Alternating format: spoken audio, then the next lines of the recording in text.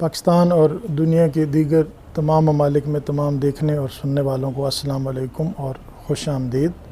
آج کی ویڈیو ان الفاظ کے بارے میں ہیں جن کو بچے تو بچے بڑے بھی غلط لکھتے ہیں، حتیٰ کہ اردو کے جو استاد اور استانیہ ہیں وہ بھی اس غلطی سے بچے ہوئے نہیں ہیں، یعنی ان سے بھی یہ غلطی ہوتی ہے اور ان الفاظ کو وہ بڑے اعتماد سے غلط لکھتے ہیں۔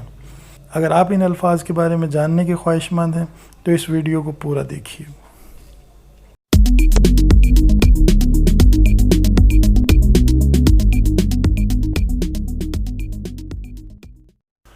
آپ سکرین پر دیکھیں تو آپ کو ایک کمنٹ نظر آ رہا ہوگا جس میں کہا گیا ہے کہ sir please vocabulary sheet share کریں گے پلیز۔ یہ آج ہی کمنٹ کیا گیا ہے اور یہ بالکل ریلیونٹ ہے آج کے موضوع کے حوالے سے۔ تو جنہوں نے یہ کمنٹ کیا ہے میں ان کو یہ کہنا چاہ رہا ہوں کہ ووکیبلری شیٹ اس وقت کام کرتی ہے جب آپ کے پاس ووکیبلری بغیر اغلاط کے ہو۔ جو آپ کے پاس ووکیبلری ہے کیا وہ بالکل درست ہے؟ کیا اس میں املاء کی اغلاط نہیں ہیں؟ اگر اس میں املاء کی اغلاط نہیں ہیں تب آپ مزید ووکیبلری ایڈ کر سکتے ہیں، ذخیرہ الفاظ بڑھا سکتے ہیں، لیکن اگر آپ کے پاس پہلے سے جو ووکیبلری ہے اسے آپ نے درست نہیں کیا تو ووکیبلری بڑھانے کا آپ کو کوئی خاص فائدہ نہیں ہوگا۔ جی، ہم سب سے پہلے بڑھتے ہیں ان الفاظ کی جانب جن کا ویڈیو کے شروع میں نے ذکر کیا تھا۔ آپ ساتھ ساتھ سکرین پر بھی دیکھتے جائیں گے تاکہ آپ کو الفاظ کی جو بناوٹ ہے یا کس طرح سے لکھا جاتا ہے وہ بھی آپ کے سامنے آتا جائے۔ اس کے علاوہ میں نے اس سے پہلے کچھ ویڈیوز ذخیرہ الفاظ کے حوالے سے، ووکیبلری کے حوالے سے، اسپیلنگ مسٹیکس کے حوالے سے بنائی تھی، جو اسی یوٹیوب چینل کی ایک پلے لسٹ ہے اردو بیسکس کے نام سے، اس میں آپ کو مل جائیں گی، وہ بھی آپ کے لیے مفید ثابت ہو سکتی ہیں۔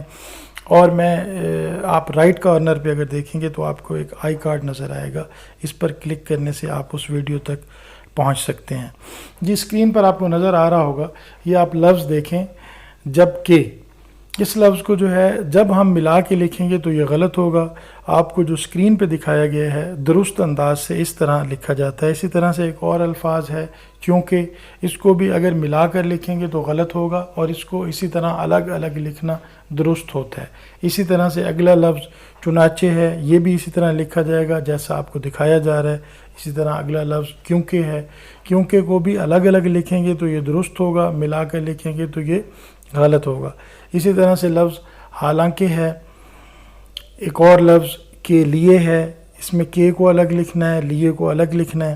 اس میں کافی ویڈیوز میں آپ کو بتا چکا ہوں کہ لیے جو لکھا جاتا ہے وہ لام دو نقطوں والی یہ اور بڑی اے کے ساتھ لکھا جاتا ہے۔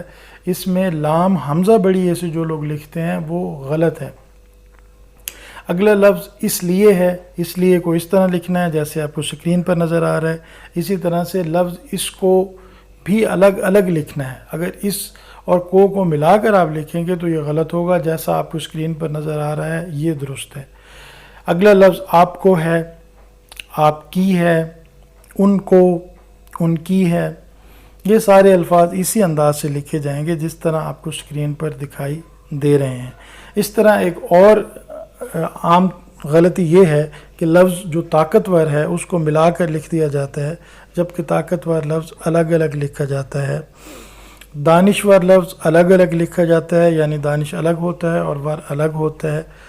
اور نامور جو لفظ ہے اس میں نام الگ لکھا جاتا ہے اور ور الگ لکھا جاتا ہے۔ میری تو ایسے اردو دانوں سے ملاقات ہوئی ہے جو نامور کو نامور پڑھتے ہوئے پائے گئے ہیں، تو ان پر سوائے قربان ہونے کے اور کوئی حل باقی نہیں بچتا۔ آگے بڑھتے ہیں، آگے لفظ ہے فتح یاب۔ فتح یاب میں فتح اور یاب الگ الگ لکھا جائے گا جیسے آپ کو سکرین پر نظر آ رہا ہے۔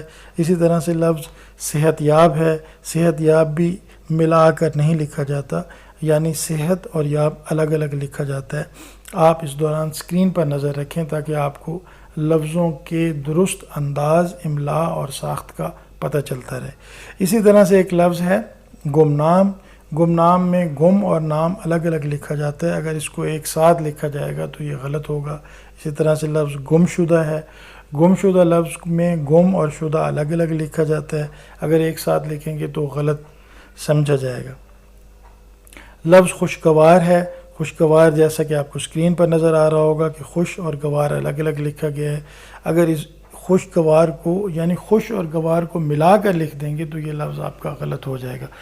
اسی طرح ایک اور لفظ خوش شکل ہے، خوش شکل کو بھی آپ الگ الگ ہی لکھیں گے۔